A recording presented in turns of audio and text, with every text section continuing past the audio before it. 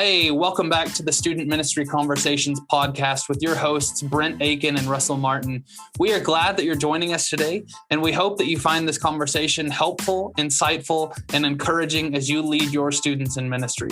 We wanted to stop and take a moment to remind you that we're on social media on Instagram, Twitter, and Facebook at Talk Student Men.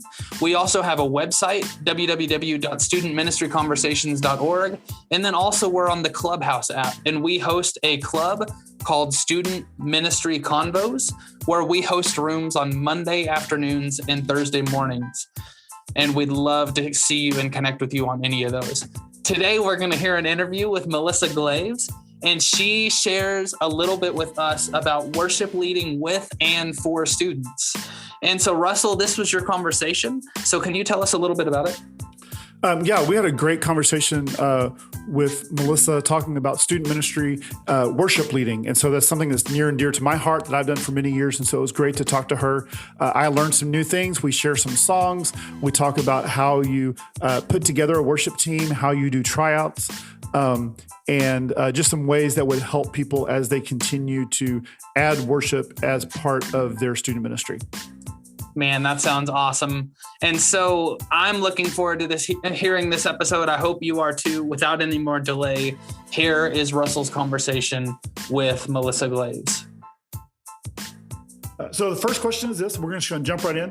And this has been I didn't think this was a tough question, but it actually is. Do you do TikTok at all? You don't. You don't? And you may have seen this challenge on Instagram or somewhere. But anyway, so the whole deal is you'll see them when they say like, tell me you're a blank without telling me you're a blank. So tell me you're a dog owner without telling me you're a dog owner. So the question for you, though, is without telling me your name or occupation, tell me who you are without telling me who you are. Okay.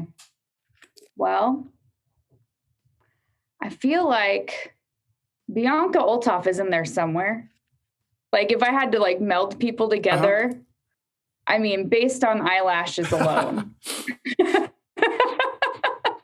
But if I had to tell you what I did for a living without telling you what I did for a living, I would say in my makeup bag yesterday morning, I found 2 guitar picks and 3 Nerf rounds.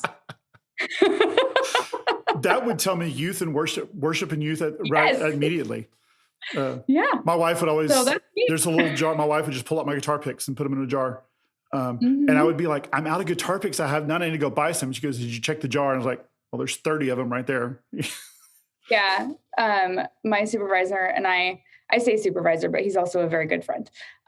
We joke that we find all of our picks on laundry day. Yep. I got 30 picks. I did laundry yesterday. So now you get a chance to tell us your name and what you do and how, as much of your story as you would like.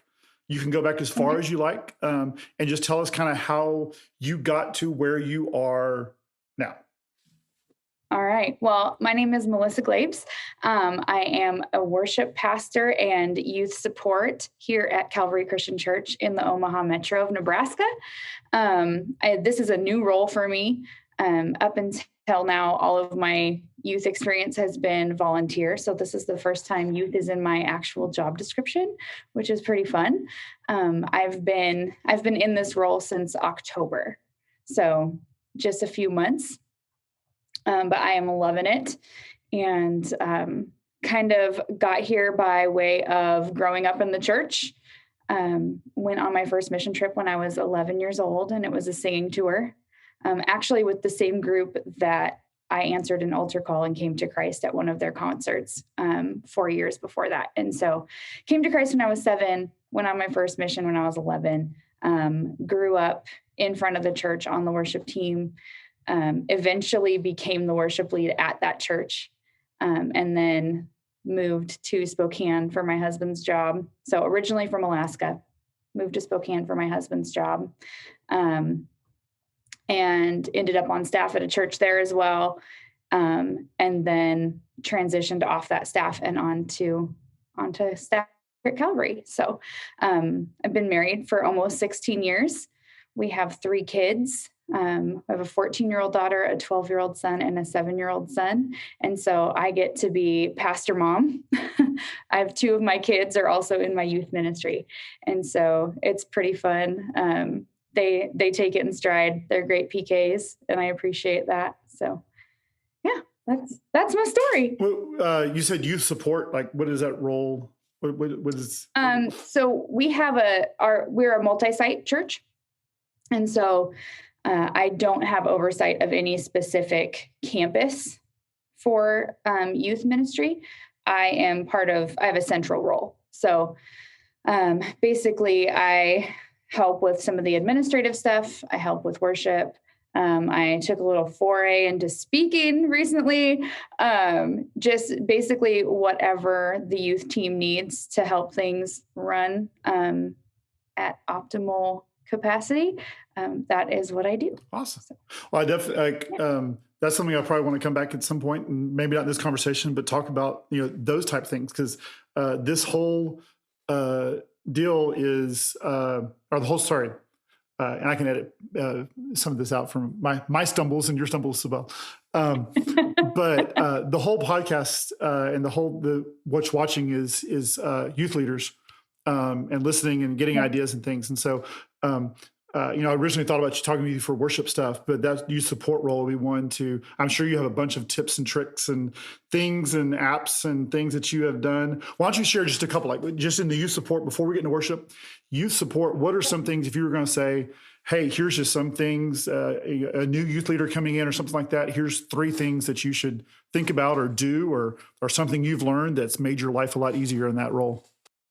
Yeah. I know, because I'm new in this role and I am the new guy, something that I've really loved about my job, and maybe this is just part of my personality too, but I actually feel like in these first few months of my youth role, I've actually ministered more to my team than I have to our students.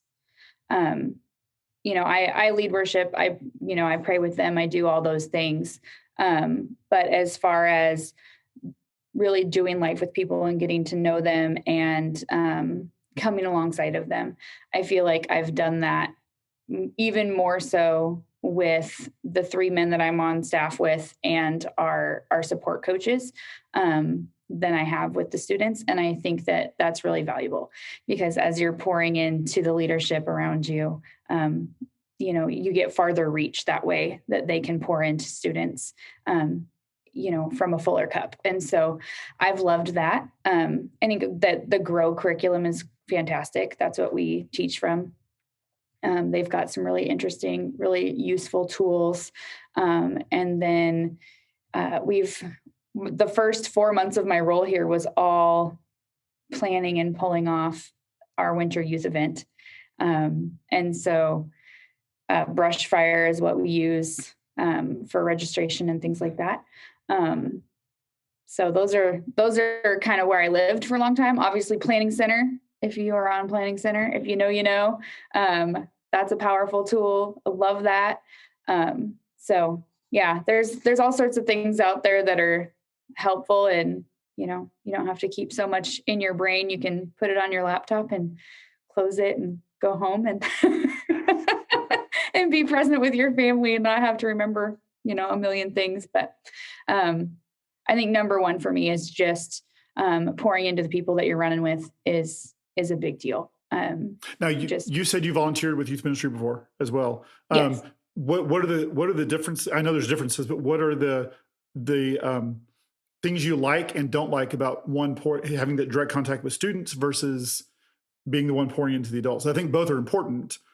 Right. But are there things you miss really a whole lot with not being primarily pouring into students, or things that you find that are better? Yeah, I think primarily pouring into students will come.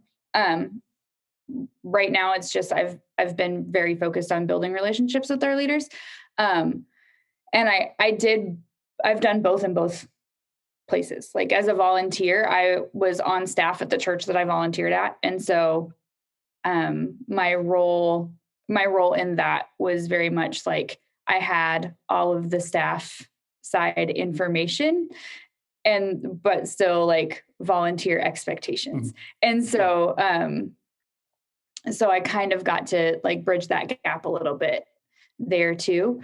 Of course, like, I'm 5 months new in my role here. So I miss the students that I volunteered with in Spokane so much. I love those kids. I miss them. And so I do miss like the depth of relationship with students right now being new. But as far as huge differences, as it, like in my approach, I don't feel like I have any. So, well, I think it's very important. Like, I mean, that's one, I remember, our group grew drastically, in the time, but we started off with like 10 kids. We could throw them all in one church van and go. And then we got to the part where we had 10 kids in 6 different small groups. And for me, I remember I went to we did a dinner out. We called it dinner out. And it was like one night where everybody just went off to go eat at a restaurant nearby, just as their small group. And I remember calling going, hey, do you need anybody with your group? And they're like, no, we're good. I called somebody else, hey, do you need anybody with your group? Because usually I would be there, everybody would be there, they'd be their small groups, but I still have interaction. And all of a sudden I was like, I have no group to be with. And one group finally said they realized, they were like, hey, Russell, come with us. And I was like, great, awesome, thank you. But I realized that my role had changed from minister to students to equipper of leaders. And there was a little bit of adjustment, and there was a period of sadness and a period of grief for that. And that was a whole different role. So, well, one of the main things the other thing you do besides youth support is worship. So tell me a little bit about your worship team and you talked about your journey in leading worship, but kind of just a little bit of overview, kind of what do y'all do now? And just to kind of give people a setting. You said you're a multi-site church. What does all of that look like for you, as much as you want to share? Sure.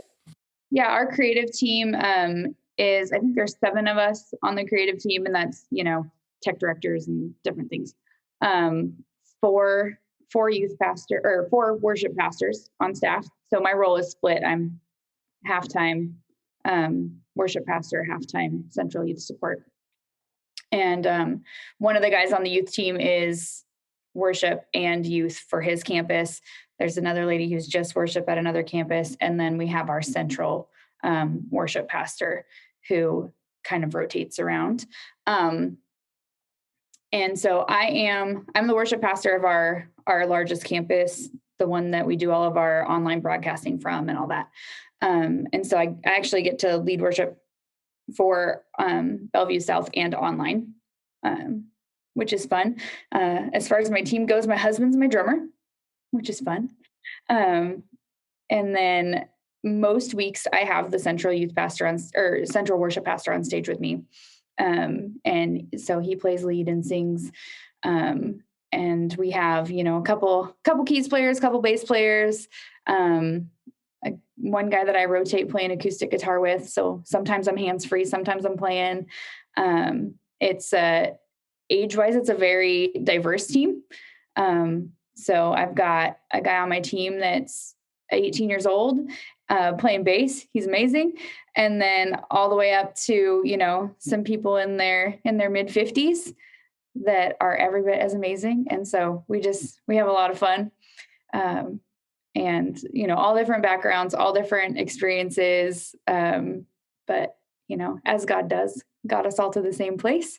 And so that's my Sunday morning team. And then our youth team currently there's 3 girls on our youth team, as well as like a rotating cast of characters from all of our adult teams. And so sometimes my husband will play drums for me. We got a couple other guys that are on our creative team. They do AV tech online stuff. I'm not even terribly certain what their actual titles are, but amazing drummers. And one of them is also a guitar player and a singer as well. So we get it covered. A lot of adults on our team right now, which we're all like praying for God to show us which students are, are coming and ready to step on the stage, because we do see so much value in the students understanding that,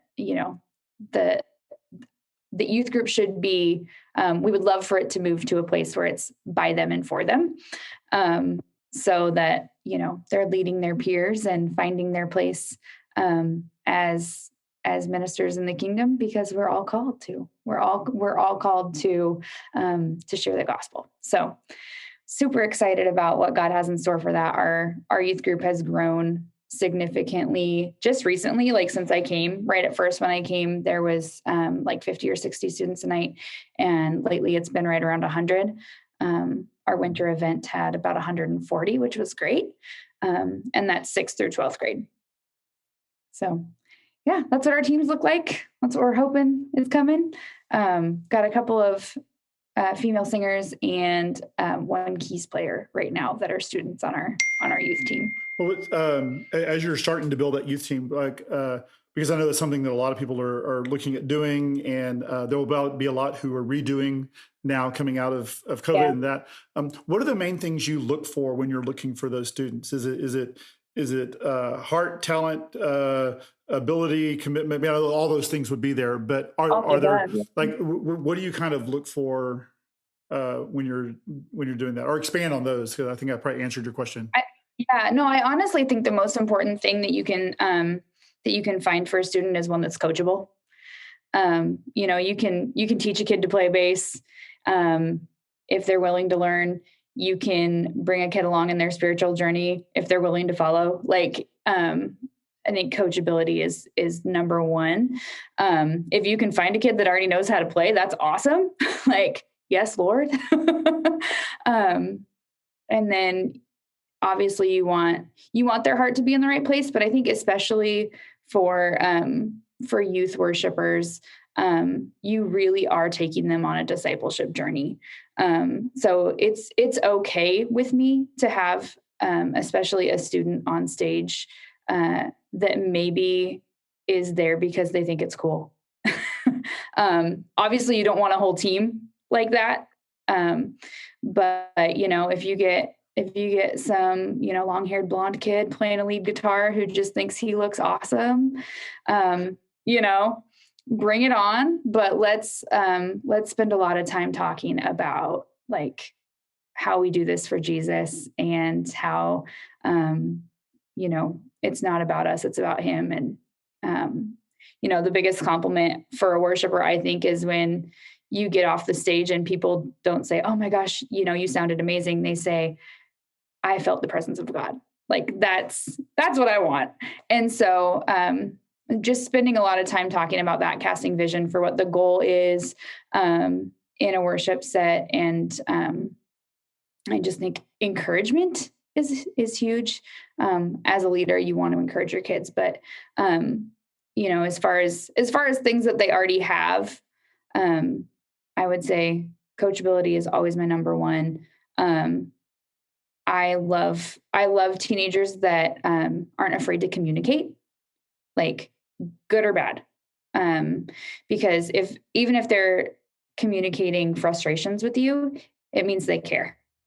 And so I think passion is a big one for me as well. One of my former students in Spokane is very outspoken, very passionate, and he, in my absence, he and one other girl have completely taken over and lead a fully functional, growing, all-student team that lead worship every week at their youth group.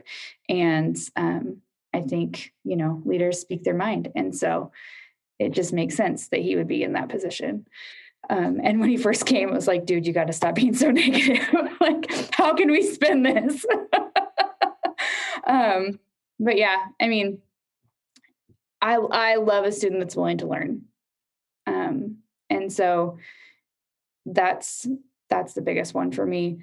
I want their heart to be in the right place. I want them to be, musically competent is wonderful.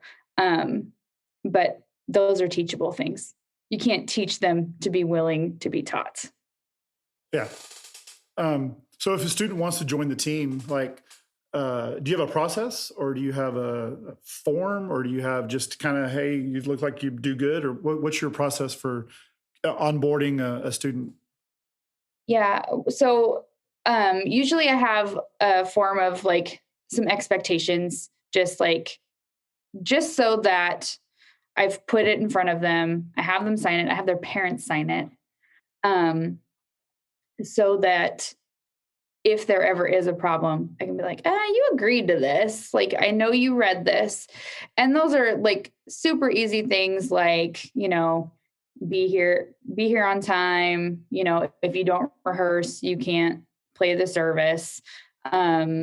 Dress code expectations, things like that. And so we have the parents sign it as well, especially if they're under 16 and can't drive themselves, just because it is a time commitment for the parent.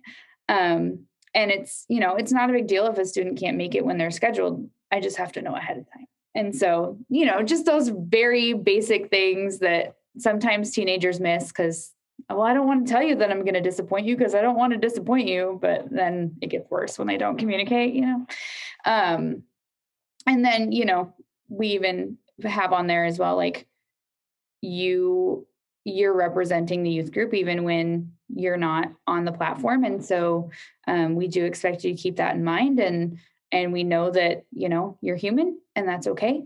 But in signing this, you're agreeing that we get to hold you accountable. And so basically getting that permission to talk through, any issues and speak into their life. Because as leaders, we're discipling these kids, and they need to know that we're gonna we're gonna confront them. And so just having that ahead of time, I think is good. And so that's like super, before I even hear them sing a note, before any of that stuff, I'm like, can you agree to, this? And it's usually, between 5 and 8 expectations. Then I have them, so we run in-ear monitors. So I have them come to a rehearsal and just listen through the in-ear monitors, because most students don't realize that, there's a click track and there's a guide and there's, all the things. There's a lot that goes on inside of the head of a worship leader, and not all of it comes from, their own brain. It's, the bossy lady on the tracks and the click and the, so I get them on a pair of in-ears and have them listen, have them learn how to mix their own ears so that they're hearing everything the way that they want to. Usually early in the process, I have them send me a video of them doing whatever they do. So if that's, a bass player playing along with a recording or a vocalist singing or whatever, I have them do that. And then, sometimes when I get those, they're just not quite ready. And so I'll work with them one-on-one if that's necessary. But I have found that the majority of the time, students will not send you a video unless they're very confident. And so it kind of weeds out some of the ones that you're like, did your grandma tell you that you could sing? Like, what happened? Somebody told me one time, they said, if somebody besides your mom or grandmother told you can sing, then come try out. Mm-hmm. Yeah. And that's true of adults too. Like even on my adult teams, I'm like, yeah, would you just go ahead and like shoot me a quick video of you singing? It helps me find the right fit for you. And, there's a lot of adults that won't unless they're very confident, and that helps. That saves you some uncomfortable conversations. Well, that also, but thinking about that, like that shows you they're going to have the confidence on stage too. Right. Yep. And that's a big deal. I'm glad you touched on that, because I have one student who, she was amazing, wouldn't send me a video, didn't want to get on stage. Like she was like, I sing and I know I'm good, and she's like super humble. So that was from a place of great humility, but I sing and I know I'm good, but I'm terrified. And then that changes the game. Like if you're coming and have a student coming to you with, it's a confidence issue or it's a stage fright issue, man, that happens a lot too. And it takes a lot of discernment to realize like which one it is if they won't send you a video. But I think what I learned in working with that girl is just how early the enemy convinces students that they are not worthy of a platform, which is insane. And so definitely have worked through that with a few students, of no, like God gave you a talent to use for the kingdom, and you have a place on this team. And so, singing for Jesus isn't scary. Get up, try it once. If you hate it, I won't make you do it again. So do you have a process what are some of the things that because I've dealt with that and I've, struggled trying to get people to open up and sing and do that. So what are some of the things that you do that you tell them or that you talked about getting them to try it once, but is there anything else that you do that helps them to discern and overcome that? Yeah. So far I haven't had a student that didn't, I've been blessed with students that just trust me. And that didn't, when I said, hey, singing for Jesus isn't scary. This isn't about your anxiety. This isn't about the person on the floor. This isn't about any of that. It's about glorifying God. And you were created to glorify God. And they were like, okay, and got up and sang, and it wasn't a problem after that. And it's always the singers, it seems like. Anybody else feels like I think that they can hide a little bit behind their instrument, but man, singing's vulnerable. And so, that's been the best one for me, is just affirming their identity in Christ and that they were made to glorify him, and that, that it's not scary because it's not about people. It's about God. And so that's been my best, my best pep talk. And it's worked every time, and I'm thankful. I kind of interrupt you through that. Was there anything else in that process that you want to finish up with? No, I still have them come to a few practices, get them used to mixing their ears, get them used to hearing themselves on a microphone. A lot of times, a student has never heard themselves on a microphone before, and it freaks them out. So, I really sound like that. That's what my voice sounds like, that whole thing. Adults and kids too, everybody. Oh, yeah. I still am not accustomed to my own speaking voice when I hear it played back. So, it's a lot of that. It's a lot of just getting them used to the ears. And then the hurdle of, there's people looking at me, and so usually the first, time or two that they're on stage, like if they raise their hand, it's right in close. And I'm like, your elbows extend, right? Like, look at all this wingspan you have. And so I usually don't talk stage presence with them, past like, hey, make your face look like you love Jesus. I usually don't talk about stage presence with them, within the first couple of times they're on stage. Just let them get used to the whole experience. And then say, all right, you've done great. You sound great. And I can see that you're actually worshiping on stage. So the next step is that I want you to engage in worship on the stage, like especially if they're singing background vocals. If you're leading, I think you need to be more focused on the congregation that you're leading. But if they're singing background vocals, I'm like, okay, now you get to worship on the stage like you do on the floor. You get to, like, because all the places that I've been, raising hands is pretty common. Engaging in worship that way, like with your whole body, is pretty common. And so I was like, you don't just barely open your hands when you're on stage or when you're on the floor. You have your hands all the way up. And it's so much more engaging to look at, and it's so much more encouraging to the people that you're leading. if you are, fully, your arms are fully extended and you're taking up space and you're, all those things. We also like jumpy worship songs in youth ministry. And so like, go for it. If you can still hold a tune while you're jumping around, do it. I'm here for it. I struggle with that. I have a hard time. I had to start running when I started doing youth ministry worship, because I was like, I need to be able to sing and jump around at the same time. You talk about your difference between background vocals and leaders. What do you tell your leaders to help them engage with the congregation? Mostly I just emphasize servant leadership. And I think, the Holy Spirit, it always shows up and does its job. So I just remind them, hey, like, you're partnering with the Holy Spirit to lead worship. And so you need to do your best. And it's something that you have to learn and get used to, but do your best to attune your heart to what the Holy Spirit wants to do. And there's not a ton of flexibility when you're using tracks, as far as like, oh, let's sing the bridge again, or let's, any of that.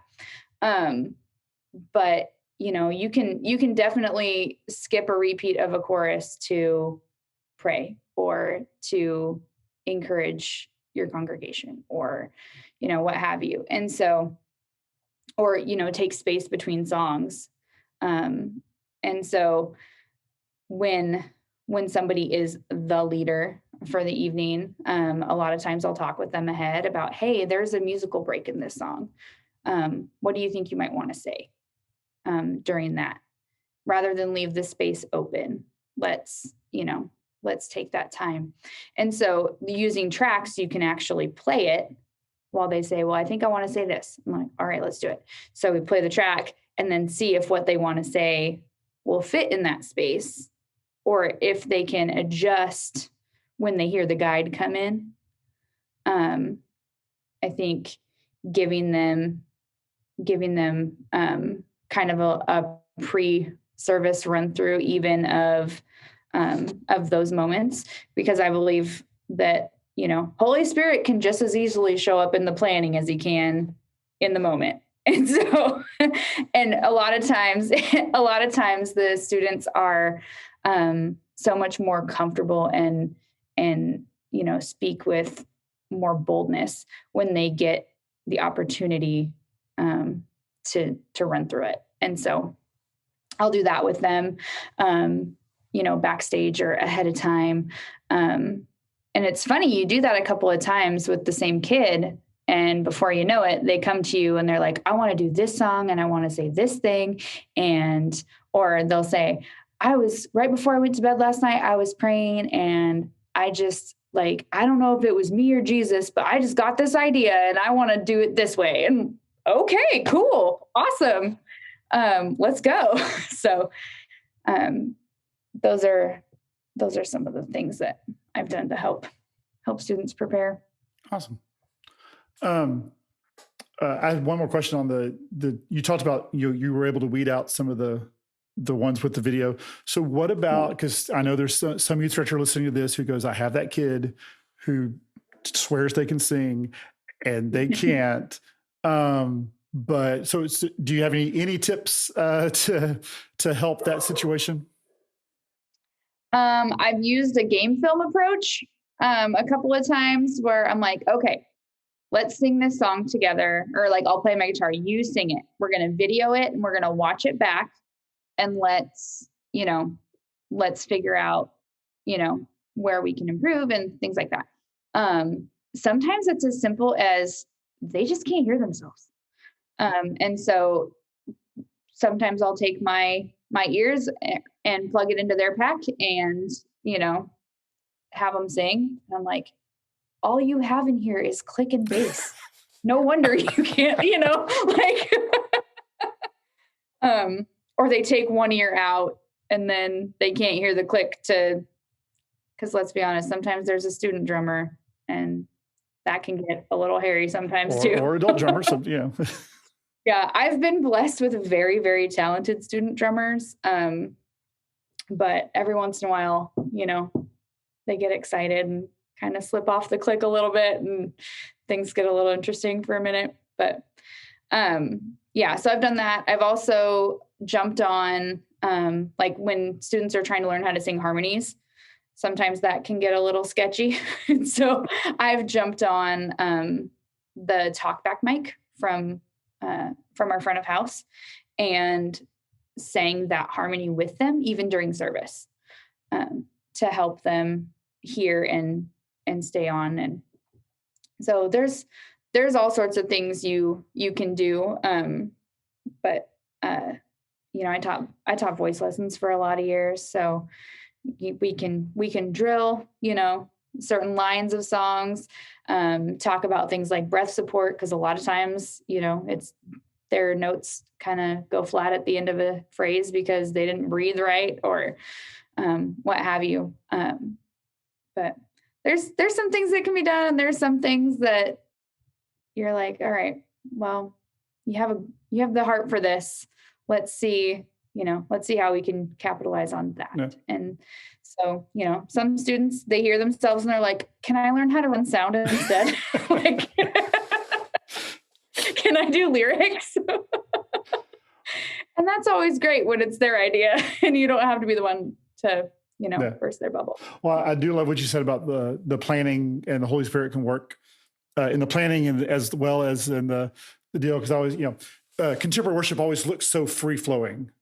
But when you peel back that layer, you realize it is click tracks and planned ahead and very, very structured. Now you may have to figure out 3 different endings or 3 different paths you're going, but you need to be structured with all those ways of doing that. So, flipping over away from youth ministry and worship, what have you learned in the past year, either personally or ministry? So you can include both.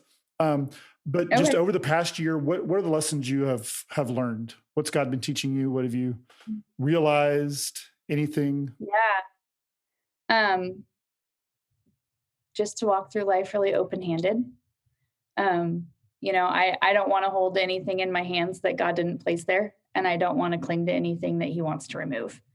And so that's been my main thing. I never expected to uproot my family and move to Omaha, Nebraska. I was born and raised in Soldotna, Alaska, and, never thought I'd leave. And so, to move my family, halfway across the country, was a leap of faith that I had a ton of peace about. Praise Jesus. But it's not anything that was ever in my plan, but being here, almost immediately, I just was absolutely certain that it was exactly what God had for me and for my family. And so that's the main thing for me is, just that posture of, here I am, Lord, send me.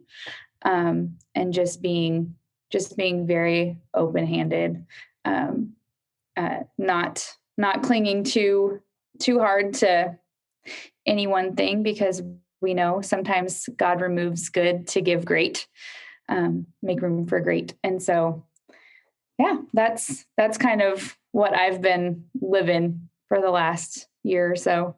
Yeah, because you did the same, not the exact same time, but you moved during the pandemic, right? Yes. So you came into this new job during all that change and all that.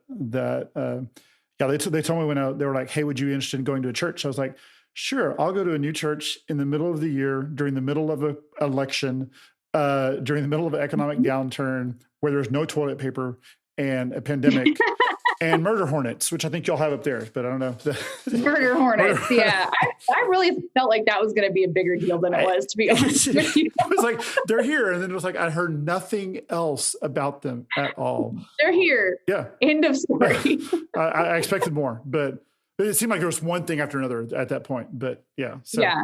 I really thought Sharknado might be a real thing in 2020, but not so much. It was just a movie. Just a movie. Or 3? Did they make They made more than they needed to when they made the first one. Well, with the first one, yeah. So have you seen the worship fails on Instagram? Of course. All right. So do you have could you tell us about, do you have a moment where you would put the worship fails where you would be up there? Oh man. I've definitely had times where I've had to restart a song. And it I would love to blame multi-tracks, but it was definitely just my fault. I've also had some unfortunate, started to say one word, but then the lyric was actually something else. And then something inappropriate was said. Yeah, I've definitely done that. And those are hard for me to recover from. I don't think that anybody else really notices, but I hear what I said and then I get the giggles. And so that has happened. Or my husband, he's drumming behind me and I'll glance back and he's just losing it, And so I think those are my biggest ones. But man, I've seen some real interesting stuff on those worship fails, like the whole keyboard falls or the cross tries to kill the drummer or whatever. Have you seen the tree killing the drum? It's like an older worship team and there's some guy in the back drumming and this tree, it's a fake tree, keeps falling on him. And so he's pushing it up with one hand and playing drums. I mean, never misses a beat, so to speak, but, and nobody in the front has a clue there. I mean, there's this lady, she's just singing along and she has no clue that the guy's being attacked in the background. The one where the cross falls and none of the congregation moves. I just stand there stunned. Do something. So unfortunate. Poor drummer. Well, one of the things that you had mentioned was working with the girls and working with them. So are there any things that you, what are they either struggling with or specific challenges they may have as far as being empowered for ministry or anything that you would want to speak to that? Yeah. Well, I've been very blessed to work. My last two churches that I've worked at have been very vocal about women have a place in ministry. And so our young people being raised in that, as far as knowing what their place is, haven't really had a problem. They know that they have one. They're just trying to figure out where exactly that is for them, not, culturally. And so that's been great. I think, the girls, if they're going to be on camera, if they're going to be, any of that stuff, they're worried about things okay, I want to look good, but I don't want to look like I'm trying too hard. And where's that line? Which I get. I still feel that. And I'm 36 years old. And so, that's, I don't think that'll ever not be a thing. You do. You care about how you present yourself. And so there's some of that, even deeper than that, though, I think I've dealt with a lot of girls that are, they're uncertain if they attach their looks to their worth, as far as being on a platform. And so, man, we do a lot of beating back lies of the enemy, as leaders in youth, because like I said, Satan hits them early and fast. And so there's a lot of encouragement that goes into it. There's a lot of, even though the girls that I've worked with have been raised in cultures where, they see women on the platform with a microphone regularly, they'll still ask me, things like, okay, but what are the parameters? What are the rules about this? What are the, and I'm like, you know what? You always need, no matter what position you find yourself in, no matter, what you're doing, you need mentorship, and you need somebody that you're bringing up. Like it's a big chain, right? So everybody should have somebody that's ahead of them and somebody that's behind them. And for me, I like those somebodies ahead of me to be a group of people, and I like them to be both genders, different ages. I want to make sure that I have a variety of voices speaking into my life. And so I encourage my girls to do the same. Anything that you would tell youth directors, especially guys, things that we need to ways we can help encourage them? I say, give them the microphone. Say, hey, if you got a girl in your youth group who is like a dynamic, outgoing, would be comfortable with being on stage kind of girl, have her run a game, have her, do announcements, whatever that may be. I know we have a student in our ministry who she's a 12th grade girl who has come all the way up to our ministry, who is just wonderful. She interns with us during the week, and we have her lead a small group of 6th grade girls.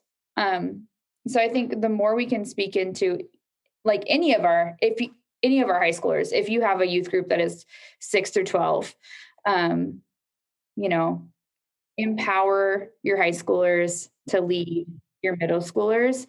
And I think the more that we can get our students seeing themselves as role models and leaders within our ministry, I think that will carry out to their schools. I think that carries out to their families, their younger siblings, whatever that case may be.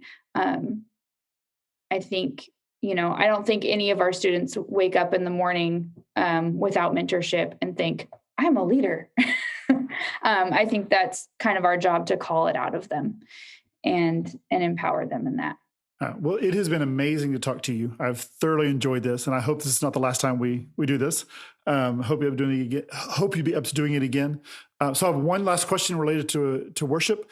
Give me the 5 songs that that are just your youth are loving right now. Like what are the top songs that y'all are doing? Yeah, Anything is Possible. That's a Bethel song. They love that one. Falling Into You, I think, is Hillsong Young and Free.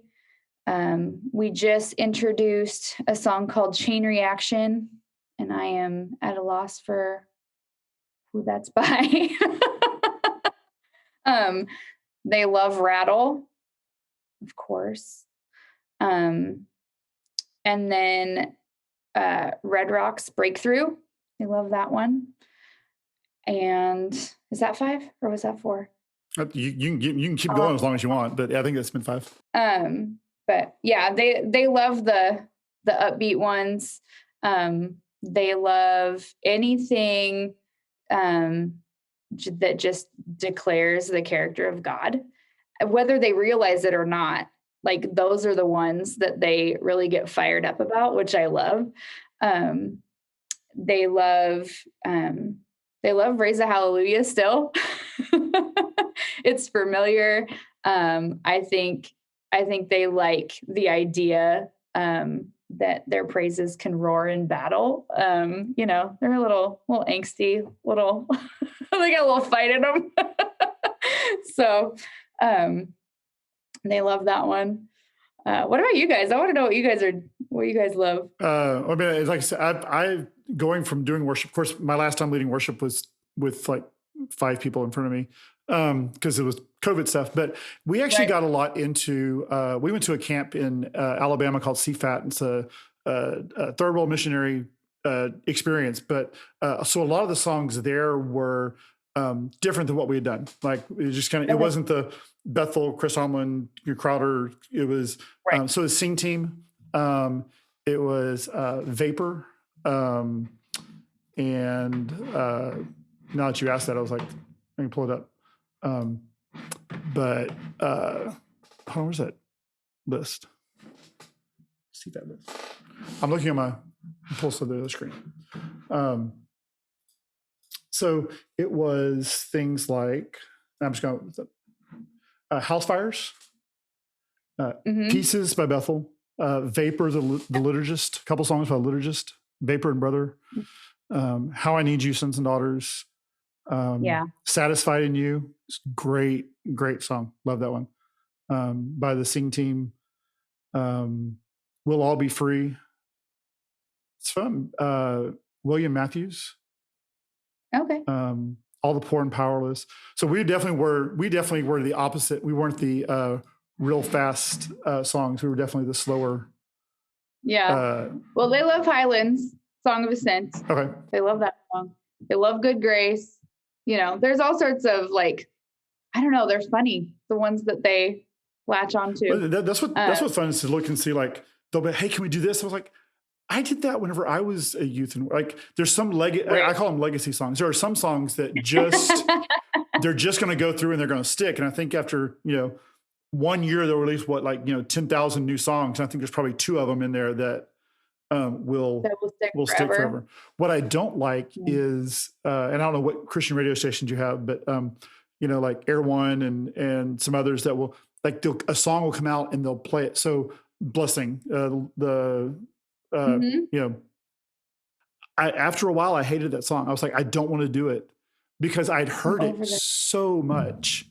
They did the same thing with Oceans. For Oceans, a song will come out and be popular, and I'll do it 2 years later because I'm finally not tired of hearing it. But now I realize that. No, I think we did that with. I think we did that with Waymaker. Yeah, that's one. Yeah, Reckless Love.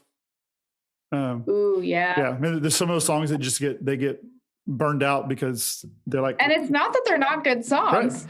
Right? It's just that they're so good. Yeah. It's too much of a good thing. You need that song is 80% good. If it's 100%, it's going to get burned out. If it's 10%, nobody wants to listen to it. But if it's 80% good, then it's people, you need a few people not might have some hang time. Yeah, have a little bit of time. I need to think about that when I write a song. Next time when I write a song, make it 80% good. Don't go all the way. 80%. Yeah. 80%. That's all you need. Well, it was great to talk with you. Glad. Hopefully we can do this again sometime.